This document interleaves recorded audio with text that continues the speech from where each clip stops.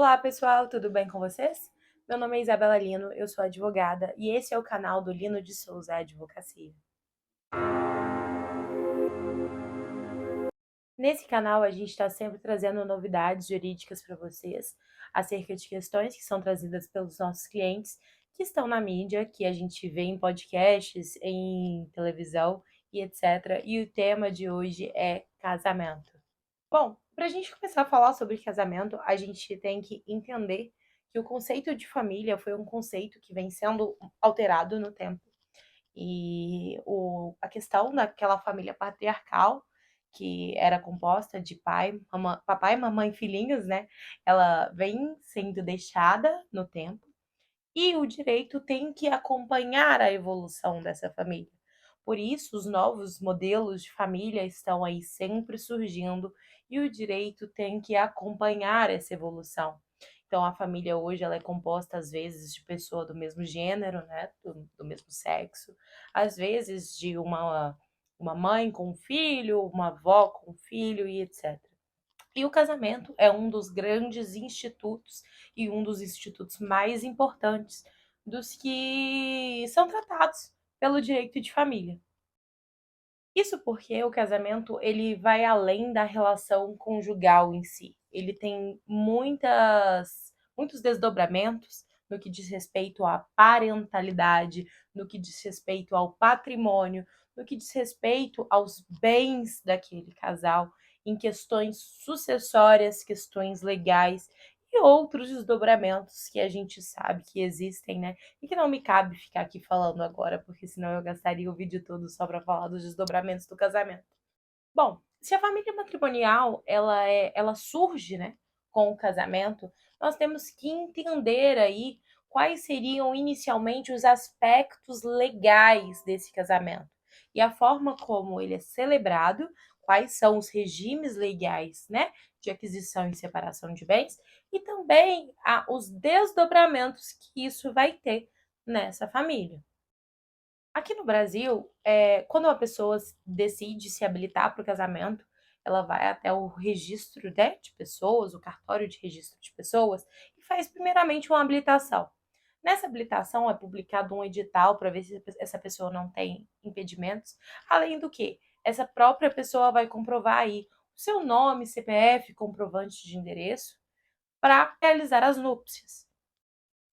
Quando você faz a sua habilitação para o casamento, se você não faz um pacto antinupcial ou se você não adota nenhum tipo de regime de bens diferente do regime legal, ou ainda, se você não é uma pessoa parcialmente incapaz ou maior de 70 anos ou menor de 18, o regime que vai regular o seu casamento vai ser o regime de comunhão parcial de bens. Como é que vai se dar a questão legal dos bens nesse regime? A primeira coisa que esse regime prevê é a diferenciação dos bens adquiridos anteriormente ao casamento dos bens adquiridos na constância desse casamento. Então, todos os bens que foram adquiridos antes do casamento, eles serão considerados como bens particulares. O que são bens particulares, Isabela? São aqueles bens que não se comunicam, aqueles bens que não são divisíveis dentro do casamento com o seu cônjuge. E os bens adquiridos na constância do casamento, onerosamente, eles serão bens que serão no patrimônio comum. São bens divisíveis, bens comuns. Então, esses bens comuns, no caso de falecimento, no caso de divórcio, eles serão partilhados entre os cônjuges. Ah, doutora, mas não, peraí, eu quero entender quais são os outros regimes de bens que estão disponíveis na legislação brasileira para que eu opte por um. Ok, tudo bem. Aí, nesse caso, você vai ter direito de escolher entre a separação convencional de bens, que seria o regime onde os seus bens antes do casamento não se comunicam e os bens que você adquire durante o casamento também não se comunicam.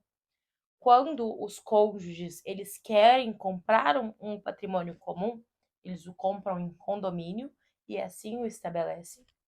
Ou você ainda pode optar pelo regime de participação final dos aquestos. Esse regime de participação final dos aquestos, ele é pouquíssimo conhecido. Ele funciona realmente como um contrato. Esse regime de participação final dos aquestos, ele vai ocorrer da seguinte forma: cada bem que você adquirir será regulamentado da forma como cada um vai pagar por este bem, como cada um dos cônjuges vai participar na aquisição desses bens. Então, ao final do casamento, apuram-se os aquestos, o que foi comprado conjuntamente, a forma como foi comprado, e aí se dividem somente os aquestos. Interessante, né? Ok, doutora, então eu entendi que existe mais de um regime legal de bens, que eu posso fazer uma opção por um regime diferente daquele que é o ordinariamente previsto. Como eu devo fazer? No momento da habilitação, lá no cartório, que eu expliquei anteriormente, os cônjuges, né, os nubentes, eles deverão optar pela adoção de regime diferente do regime legal.